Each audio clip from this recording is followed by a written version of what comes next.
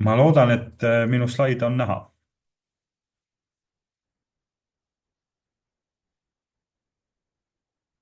oota, korra kontrollime, tundub nii. Äh, millest siis täna täpsemalt räägime? Äh, räägime sellest, et milline on olukord platvormidega täna Eestis, millised on töötamise tingimused platvormidel, et need on aja jooksul siin muutunud üksjagu. Kuidas on lood ametiühingu rolliga platvormitöös ja platvormi töötajate ringis ja laiemalt ka organiseerimisega.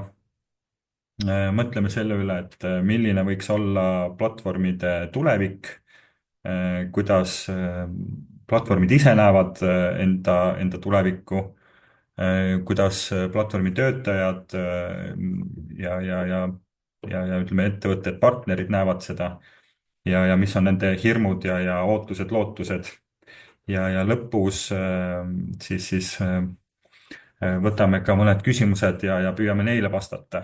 ja oma küsimusi saate kohe esitada ka chati. Ma neid niimoodi jooksvalt ei näe, aga hiljem saame need kõik järjest üle vaadata. Ma olen ka võib-olla sellise lühikese ja kindlasti mitte ammendava platvormi sellise definitsiooni või noh, ütleme kõige ligilähedasema asja definitsioonile, et aru saada, millega platvorm tegeleb, siis platvorm põhimõtteliselt, kui me räägime platvormist, siis see on selline vahendaja, kes viib kokku müüjad ja pakkujad ja püüab siis seda teha võimalikult lihtsalt ja efektiivselt, et kulud oleks madalad ja et seda oleks et see barjäär nii-öelda oleks siis samuti võimalikult madal, eriti just nendele platvormitöö tegijatele, et see oleks klientidele mugav. Nüüd sellest ma väga täna ei keskendu numbritele, meil on ka natukene statistikat. peamiselt ütleme, kui ma räägin sellisest numbrilisest infost, siis tuginen suuresti Eesti teadlastele, kes on platvormitööd uurinud ja kellega me Ametiühingute Keskliiduna oleme ka koostööd teinud, nagu näiteks Jaan Massoo, Kaire Holts ja Merle Erikson, kes on seda, ütleme, läinud rohkem süvitsi, teinud intervjuusid platvormitöötajatega ja platvormidega endiga ja sealt järeldusi teinud.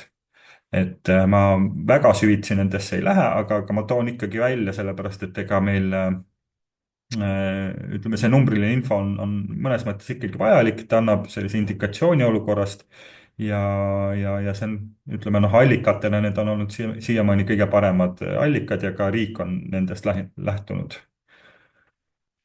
Nüüd, kui rääkida sellest maastikust natukene, et milline see platvormide maastik Eestis on, siis kõige suuremana jääb silma loomulikult Bolt,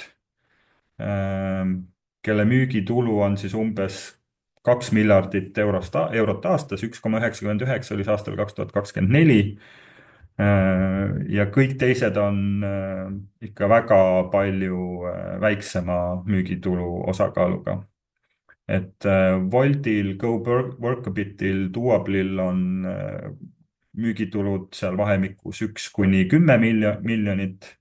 Wolt vist ongi teisel kohal, 24 aasta müügitulu oli neil, kui ma õigesti mäletan, seal ligi 9 miljonit. ja kõik ülejäänud siis on tunduvalt väiksemad, müügituludega alla miljoni euro siis. Müügitulu kasv on olnud suur. Siin mõne platvormi puhul lausa mitusada% aastas, noh, startup'ide puhul on see loomulik, aga tegelikult ütleme, sellised suuremad nagu Bolt, Wolt, Go, Workabit on olnud juba mitu aastat turul, aga ka nende kasv on olnud suur. Mõned väiksemad platvormid on meil olnud ka kasumis, aga pigem need kasumid on olnud väiksed. Bolti 2024. aasta kahjum oli üle 100 miljoni ja ütleme, kahjumit on nad tootnud iga aasta. aga, aga ütleme, investorite jaoks nähtavasti see probleem ei ole.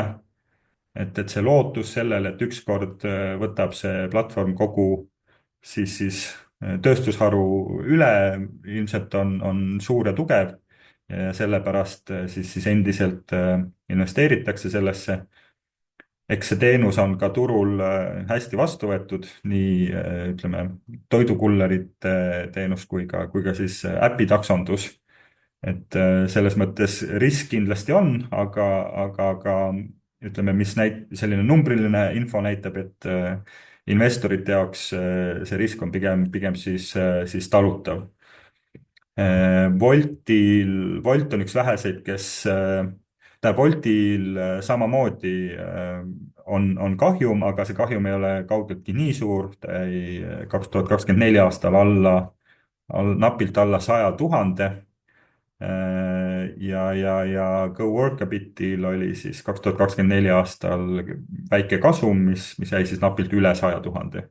Ehk siis sellise kasumlikkuse, kahjumlikkuse piiri peal platvormid Eestis toimetavad, aga kui vaadata üldpilti, siis pigem täna on nad veel kahjumlikud. Millised siis on nende platvormi töötajate või töötegijate tingimused?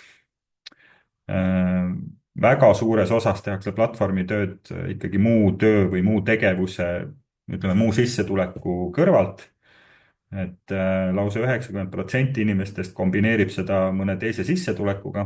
See ei ole alati teine töökoht, ammugi mitte teine täistöökohaga töökoht, aga siin on ka kooli kõrvalt platvormitöö tegijaid, on pensionäre,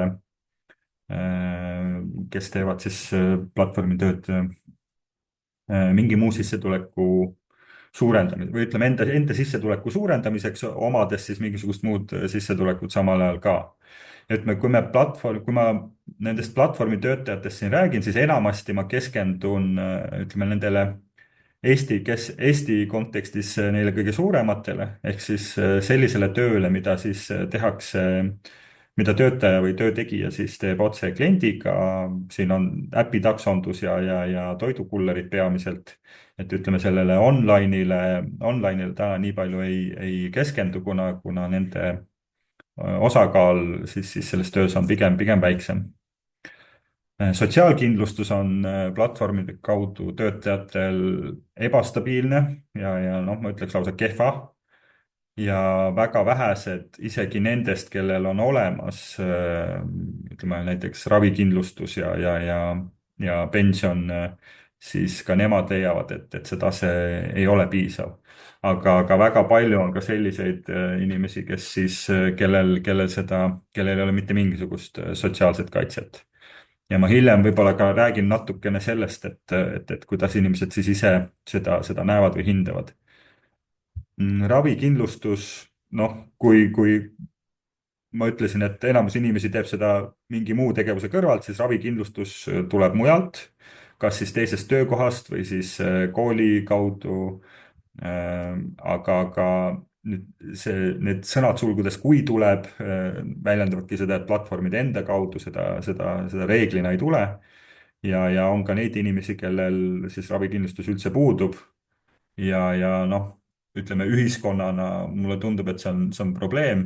Mingi hetk nendel inimestel tekivad ikkagi tõsised tervisemured. Kuidas ühiskond selle lahendab?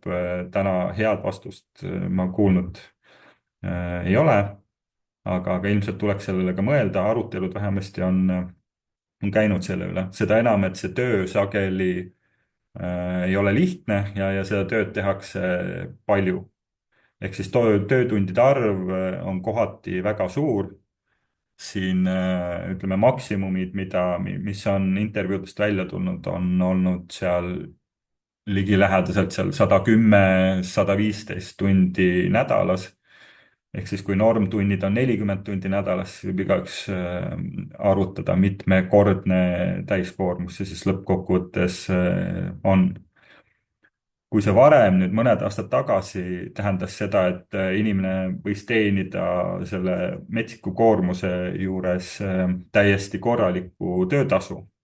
seal räägiti numbritest 3000, 4000, mõnel juhul võib-olla ka 5000 eurot kuus, siis tänaseks on need sissetulekud valdavalt vähenenud.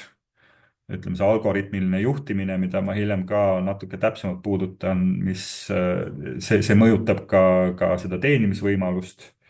Äpp seab ette ranged piirid, kui palju inimene teenida saab või ütleme, mis hinnaga siis parasjagu see töö on.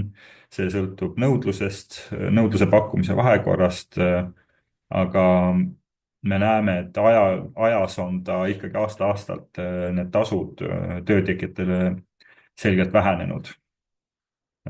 see on olnud ka selline diskussiooni koht.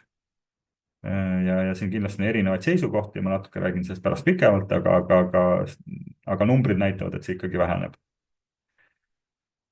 Nüüd, miks tehakse üldse platvormitööd, miks inimesed on selle tee valinud? Nagu arvata võib, nii nagu iga töö puhul, peamiselt tehakse seda ikkagi raha teenimiseks.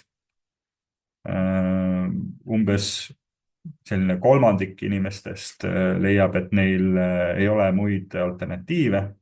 siin on päris palju on inimesi, kes on mõne muu emakeelega kui eesti keel, inimesed, kes ei oska riigikeelt, kelle jaoks ütleme, see platvormitöö barjäär on siis selles osas piisavalt madal, et kui nad mujal näiteks klienditeeninduses tööd oma keeleoskuse tõttu ei saa, siis platvormid seda pakuvad.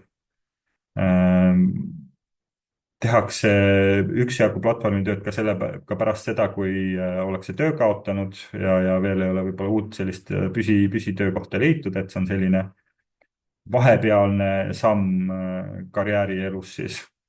On ka inimesi, kes teevad sellepärast, et kas siis põhitöö töötunnid näiteks ei sobi, et on vaja teha kas noh, ütleme äpitaksonduses näiteks tehakse sageli kas reede õhtuti, nädalavahetuseti, öösiti tööd, kellele see lihtsalt elustiilist või perevajadustest siis sobilik on. Ja nüüd need palgatasemed või noh, mitte palga, vaid tasutasemed on siis siin nüüd järgmisel slaidil. Et valdav enamus teenib vahemikus 600 kuni 1200 eurot kuus platvormitööga. see number on tunduvalt väiksem, kui ta oli mõni aeg tagasi. siin loomulikult need töötunnid on väga erinevad ja ka see, millal tehakse tööd, on väga erinev. On inimesi, kes teevad platvormitööd ainult tippajal, reede õhtuti, öösiti, nädalavahetuseti.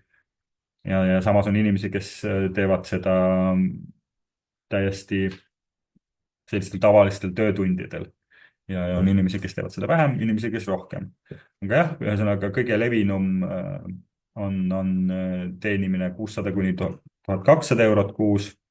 Teenitakse ka mõnevõrra rohkem. Neid, kes teenivad üle 2500, on juba vähem.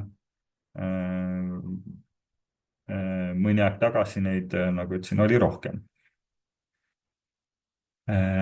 Kes teevad platvormitööd?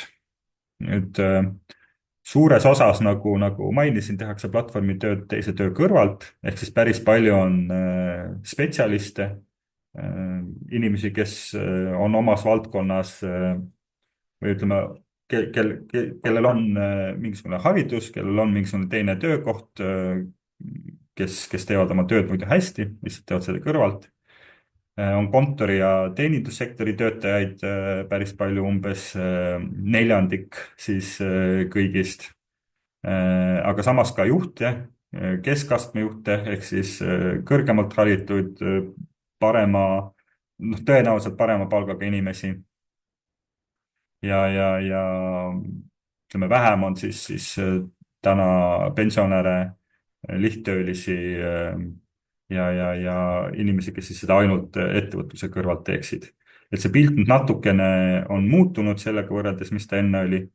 Et ta on pigem, ütleme, mis me näeme selle trendi mõttes siis selline, et ambitsioonikad inimesed võib-olla tahavad veel rohkem teenida oma palga kõrvale lisa kui siis võib-olla vähem ambitsioonikad, mis väljendab seda, et seda sageli võib-olla ei tehta enam niivõrd vajadusest raha teenida või ütleme sellisest vaesuse riskis olemisest, vaid tehakse ikkagi väga palju ka selleks, et normaalsele teenistusele juurde teenida.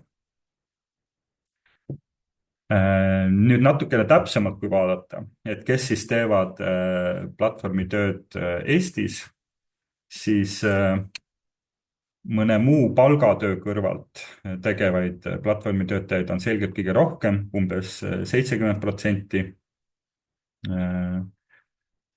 Ettevõtluse kõrvalt tegeleb platvormitööga umbes 10% inimesi ja töö asemel tegelikult ainult teised 10%.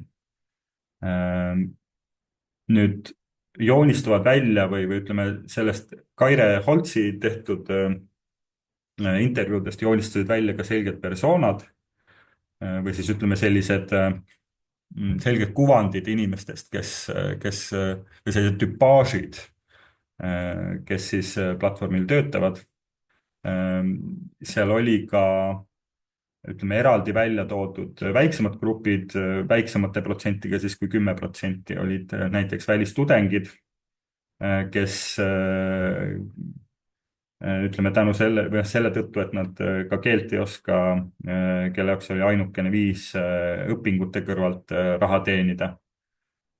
Neid oli umbes 3,5%. Siis üksjagu oli ka neid, kes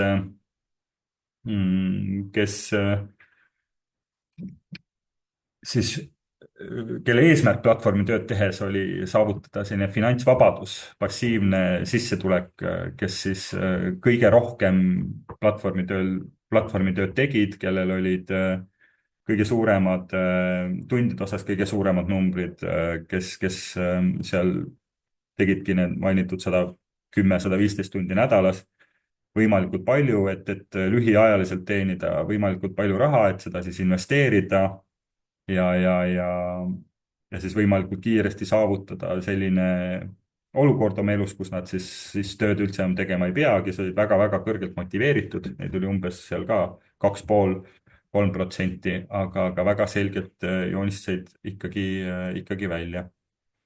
Ja huvitaval kombel jah, neid inimesi, kelle jaoks platvormitöö oli ainukene tegevus, neid on pigem ikkagi vähe, seal mõned protsendid ainult. Mõned aastad tagasi, kui me vaatasime otsa numbritele, siis neid oli palju rohkem, eriti just äpi taksonduses, et neid inimesi, kelle jaoks oli ainus töökoht, oli rohkem, nende tunnid või töötatud tundide arv oli samamoodi varieeruv, aga pigem nende töökoormus oli ikkagi natukenegi väiksem ja nende teenistus või sissetulek sellest platvormitööst oli väga selgelt tunduvalt suurem. Aga jõuamegi siis probleemideni, et millised probleemid meid platvormitööst rääkides siis täna kummitavad. Platvormide arengu mõjud tööturule on olnud sellised noh, mitmeti võib-olla tõlgendatavad, et on olnud positiivseid, on olnud negatiivseid, ütleme siin konkurentsiolukorrale meie ametiühingutena näeme, et võib-olla see konkurents, mida nad pakuvad olemasolevale majandusele, ei ole olnud päris aus. Need ütleme, maksud, mida klassikaline ettevõtlus peab tasuma, ei kehti alati platvormidele. Kui siin Euroopa Liidu platvormitöö direktiivi välja töötati, mis võttis väga palju aastaid aega, siis üks selliseid olulisemaid punkte ja ma ütleks, et ametiühingute jaoks kõige olulisem kriteerium oli see, et platvormidel töötavad inimesed peaksid olema klassifitseeritud töötajatena, see peaks olema klassikaline töölepinguline töösuhe. see niimoodi direktiivi lõpuks sisse ei läinud, vaidlused olid väga suured. Ja vaieldi väga pikka aega. Lõpuks ütleme, noh, mis me kuulsime, miks see ikkagi nagu sisse ei läinud, oli see, et siin need suuremad Eesti, ka Eesti siis, Eestist Bolt ja teised suuremad platvormid lihtsalt oma lobitööga, oma mõjuga suutsid nii palju survet avaldada, et see sisse ei läinud. See on selgelt ka konkurentsieelis neil, kui ühed ettevõtted peavad maksma vähem makse kui teised, siis selgelt nad suudavad ka oma teenuseid pakkuda konkurentsivõimelisema hinnaga. et siin on ka spekuleeritud või arutatud selle üle, et ütleme selline noh, igapäevane äpitaksodega sõitmine, toidukullerite kaudu toidu tellimine, et need on justkui nagu uued teenused. Nad sisuliselt kindlasti ei ole uued teenused. Taksoteenus on vana, pitsasid on laiali veetud aastakümneid juba, aga ütleme massideni nad võib-olla jah, on suutnud platvormid need viia, aga miks ta massidele läinud, on selgelt peamiselt ikkagi sellepärast, et see teenus on piisavalt odav, et piisavalt suur hulk inimesi saaks seda teenust endale lubada. aga see varjukülg ongi siis see, et millistel tingimustel, et see odav hind tegelikult sageli viitab ka sellele, et selles sektoris kõik ei ole inimeste õiguste ja sotsiaalsete tagatistega ikkagi võib-olla päris korras. ehk siis see ebaõigesti kvalifitseeritud töö tegemise suhe, see on selline vaidluskoht. ta on täna direktiivis sees niimoodi, et kui seal on ikkagi töösuhtele viitavad tunnused, et siis tuleks teda töösuhtena ka kvalifitseerida. meil ei ole infot, et seda oleks kunagi tehtud. töötatakse valdavalt ikkagi kas ettevõtluskonto või läbi siis FIE või OÜ. FIE-de osakaal muidugi väheneb, kuna see majanduslikult ei ole nendele inimestele kasulik. aga siiski, ütleme noh, siin nende platvormide endi seas on ka erinevat praktikat. et Bolt võib-olla on agressiivsem selles maksude optimeerimises. Wolt nagu võib-olla panustab rohkem ühiskonda tagasi, kui nii-öelda. Siis veel üks probleem on algoritmide kasutamisel see, et nad ei ole kõige läbipaistvamad ja see inimpoolne järelevalve on sageli samuti küsitav, et kas see on seal olemas või mitte, kas see on piisav või mitte. kui inimesi võtab tööle ja laseb töölt lahti masin mingisuguste numbrite ja arvutuste tulemusel ja kui ka inimeste töötasu sõltub sellest, kui seda infot on väga raske saada platvormilt, et miks nüüd siis platvorm mingisuguseid selliseid või teistsuguseid otsuseid on teinud ja miks see tasu siis niimoodi või ühes suunas või teises suunas muutub, et kui neid vastuseid ei saa, siis inimestel loomulikult tekib selline usaldamatus või kõhklus, et kas see on nende suhtes ikkagi õiglane. ja seda enam, kui ütleme, need trendid või kui need muutused on olnud valdavalt ikkagi noh, nende seisukohast siis halvemuse poole. noh, sellega seostab ka see, et platvormi töö ei ole piisavalt läbipaistev, ei ole jälgitav, siis nende inimeste puhul, kes seda tööd teevad. ja ütleme ka nende kollektiivsete töösuhete seis ei ole platvormi tööl just kõige parem, et Eestis on sellega probleeme, aga tegelikult sellega on probleeme ka teistes riikides, kus võib-olla see kollektiivsete läbirääkimiste kultuur on parem kui Eestis, siis ka seal on samad platvormid või samad probleemid platvormidega, mis siin. ja samuti ka see piiriülesus, et me oleme näinud platvormide puhul ka üksjagu seda, et eks nad kasutavad ära seda regionaalset õigusruumi, et kui nad mõnes riigis on sellised väga sotsiaalselt vastutustundlikud, kui neil on see kohustuslik mõnes riigis, siis see ei tähenda seda, et nad teises riigis täpselt samamoodi käituks, et nad pigem ütleme jah, nagu ma ütlesin, et üritavad ära kasutada seda kohalikku regulatsiooni ja siis teha nii vähe kui võimalik sageli. vähemasti selline mulje jääb mm,. kui nüüd rääkida natukene lähemalt veel ametiühingu tööst ja organiseerimisest platvormide vallas, siis seal on samuti üksjagu muresid. kõige suurem neist, mis ka need platvormi töötegijad ise välja on toonud, on see, et neil omavaheline infovahetus on keeruline. Platvormid ei soodusta omavahelist suhtlust. Need platvormid, nende platvormide enda äpid ei anna võimalust töötajatel suhelda, aga ka ütleme, need mujal sotsiaalmeedias loodud erinevad grupid, mis siis töötajad on teinud omaalgatuslikult ja täiesti sõltumatult oma siis nii-öelda tööandjatest või nendest platvormidest, et ka sinna on, et ka ütleme seal sellist tööalast suhtlust on platvormid varasemalt kõvasti noh, kas piiranud või ütleme siis niimoodi, et mitte soodustanud, et läinud sinna ka ise sisse.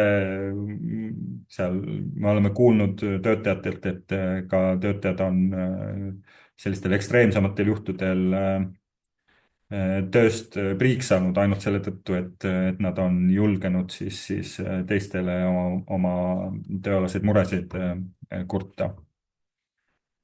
nüüd vaatamata sellele kõigele on siiski Eestis toimunud ka mõned aktsioonid Boltil, aga need on olnud ainult töötegijate endi organiseeritud omal käel. ja noh, kui Eesti ei ole kindlasti siin ainus riik, et siin on teistes riikides on selliseid aktsioone toimunud samamoodi. siin näiteks Inglismaal on Inglismaa töötajad, platvormi töötajad on näidanud üles suuremat aktiivsust, seal on tegelikult olnud ka selline suurem organiseerimine taga, ka ametiühing nende aktsioonidega kaasatud olnud. ehk siis nagu kui vaadata seda vajadust omavahel suhelda, vaadata neid probleeme, mis on ja ka juba väga ebasoodsates tingimustes, aga ikkagi toimunud töötajate aktsioone, siis me järeldame sellest, et vajadus ametiühingu järele on platvormitöötajate hulgas selgelt olemas. Nad tegelikult on pöördunud ka ametiühingute poole siis sooviga saada rohkem teada, millised on võimalused organiseeruda, millist tuge nad võiks saada, mida nad ise peaksid tegema. seda me oleme kuulnud ka meie nendelt eelmainitud teadlastelt, kes on teinud intervjuusid platvormi töötajatega üks-ühele, et ka sealt on see vajadus ametiühingu järgi ikkagi kõlama jäänud.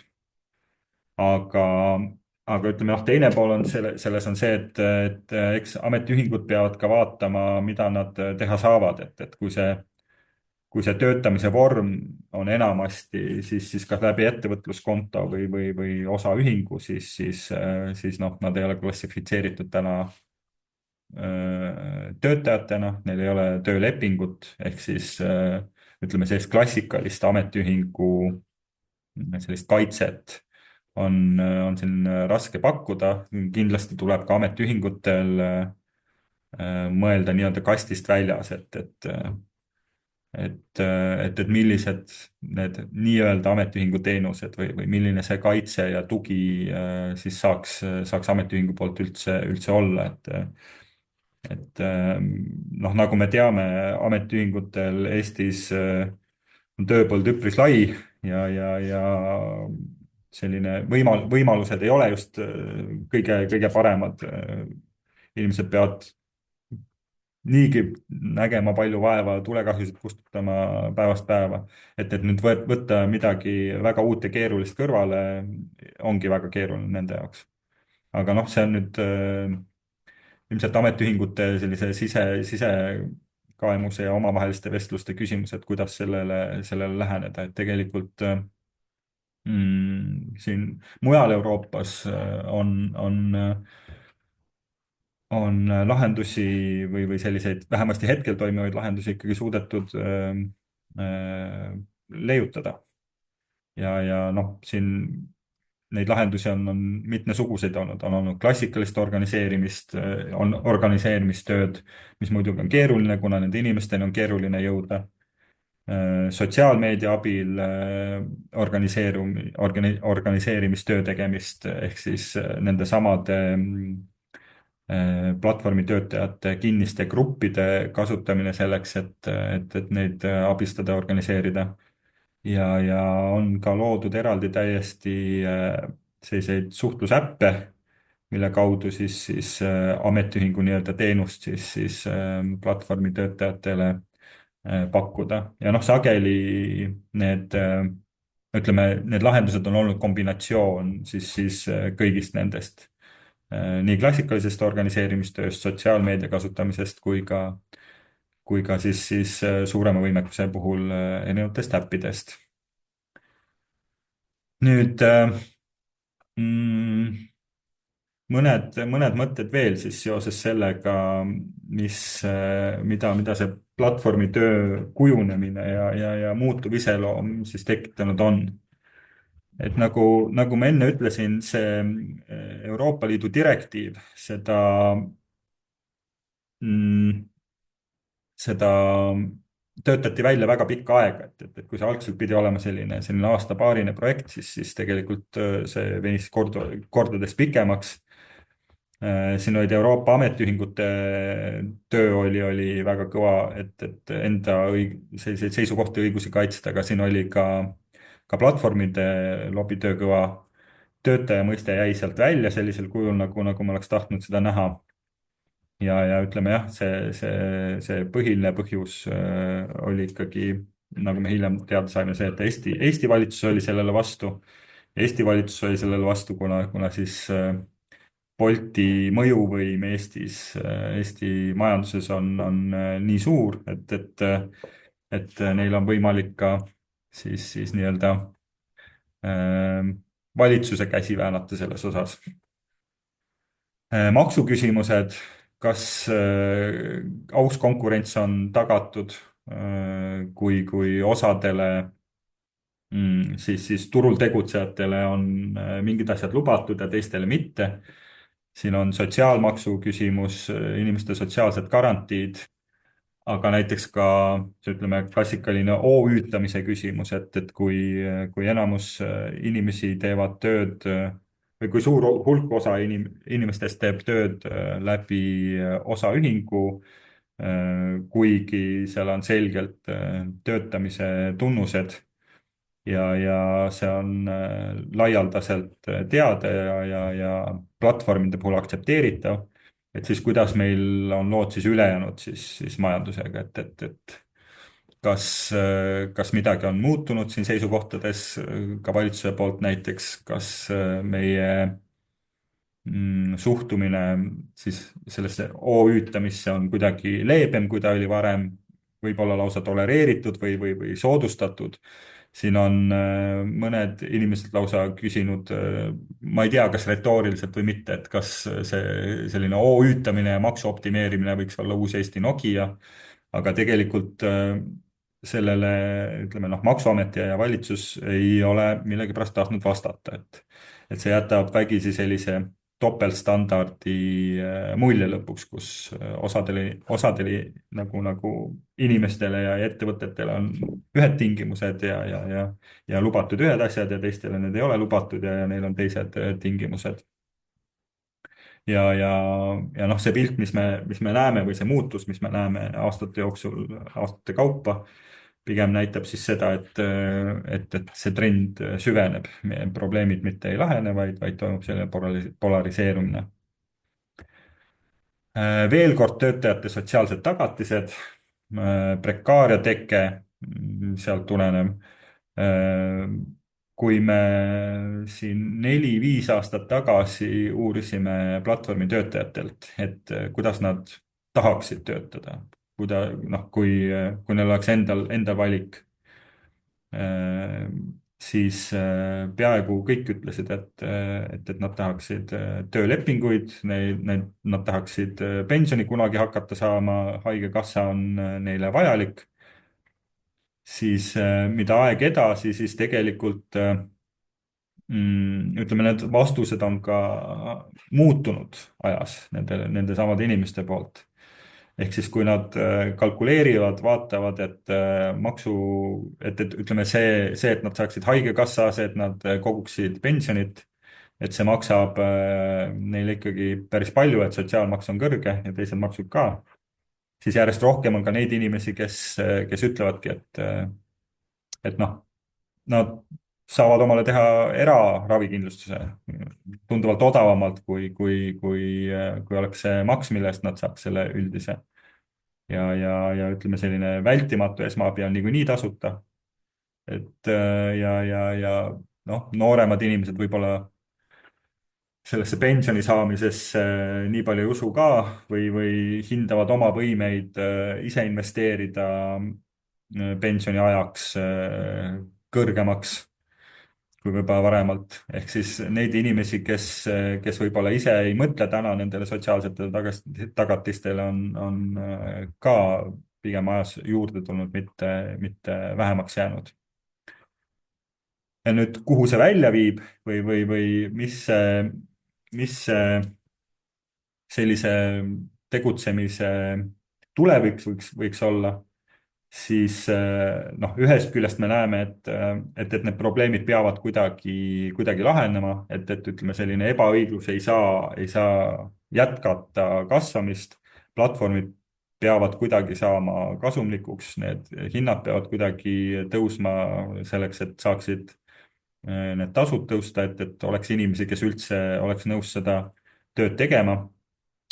Ja kui vaadata seda, millega platvormid tegelevad või kuhu läheb suur osa nende sellisest arendustööst või sellest R&D-st, siis me näeme, et platvormid ise näevad enda tulevikku sellele, et nad täna loovad teenuse, millele oleks nõudlus, millele oleks suur huvi ühiskonnas, loovad endale sellise tugeva kliendibaasi ja tulevikus ikkagi nad sooviksid võimalikult kiiresti jõuda sellesse olukorda, kus neil üldse töötajaid või neid, ütleme, klassikalisi platvormi töötajaid üldse ei oleks, kus nad saaksid oma teenust pakkuda isesõitvate autodega näiteks, kus neil ei ole vaja juhtidele üldse maksta mitte midagi, neil ei oleks üldse juhte vaja, kaoks ära küsimused nende sellisest võimalikust töösuhtest või maksundusest. Aga samas me näeme, et ütleme, sellisel kujul või sellisel tasemel sellise teenuseni jõudmiseks, kus selliseid tänaseid nagu platvormi töötajaid või neid eesliinitöötajaid, ma ei pea siin silmas kontoritöötajaid, üldse vaja ei oleks, siis ilmselt see võtab ikkagi veel väga kaua aega. ehk siis nii või teisiti mulle tundub, et midagi on vaja selles regulatsioonis muuta. meil on Eestis täna väljatöötamisel ka platvormitöö seadus. see protsess on veel pooleli. et siin, ütleme, arvamust on küsitud paljudelt seotud osapooltelt, meilt Ametiühingute Keskliiduna samamoodi. oleme selle ka esitanud, aga eks siis ole näha, kus me sellega lõpetame, et see protsess täna on siiski pooleli.